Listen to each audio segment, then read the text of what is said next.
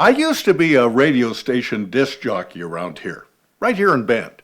My job was to say clever stuff like, "Hi everybody, it is 57 degrees in Bend, 59 in Prineville, and 55 in Redmond, for a combined temperature of 171 degrees. So be sure to wear some sunscreen."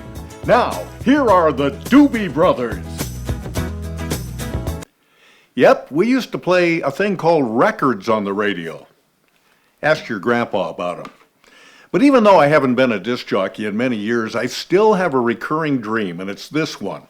The song I'm playing is coming to an end. I suddenly realize I don't have another tune ready to go. Not only that, I can't even think of anything to say. There are no commercials to play. There's no news to read. The song fades. There's nothing but dead air. And then I wake up in a cold sweat. It turns out, as I talk to other old radio DJs, that kind of dream is pretty typical, although not so common among talk radio hosts who don't even play music and could never imagine themselves with nothing to say. My wife, once a waitress, says she has a recurring nightmare about having too many tables and customers to serve.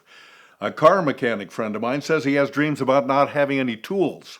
Another guy says he has dreams about his teeth falling out. And he's a dentist. But we all have dreams because we all have to sleep. A person of 75 years of age spends 25 years asleep, although not all at once. Meanwhile, since being born, the next-door neighbor's 2-month-old has slept about 20 minutes, so that kid's got some catching up to do. The good thing is that the baby doesn't have nightmares about his teeth falling out. Yet. Some experts say there are 12 universal dreams, although bakers have 13. Some people say dreams are predictors of the future, but I'm not buying it.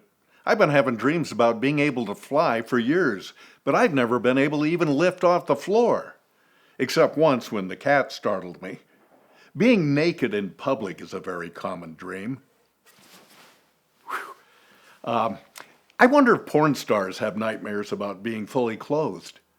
I had a friend once who always wanted to tell me about his dreams, and I dreaded it because they were always so boring. He'd say, "I had a dream last night.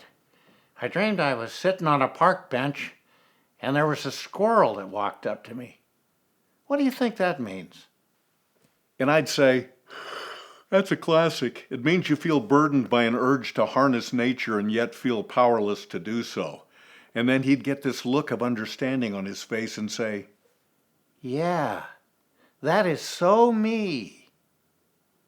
I think the business of dream interpretation is so big these days because most people can't bear the thought that their dreams might not actually mean anything at all.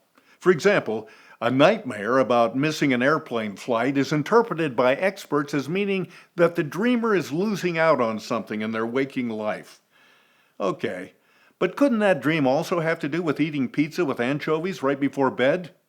The most common dream, one that more than 80% of us have, is that of being pursued or chased by something, a monster, a giant, a life insurance salesman. The flip side is a dream about being embraced or loved. The lover in those dreams is most often a spouse or a secret admirer or a life insurance salesman. Dreams can be confusing.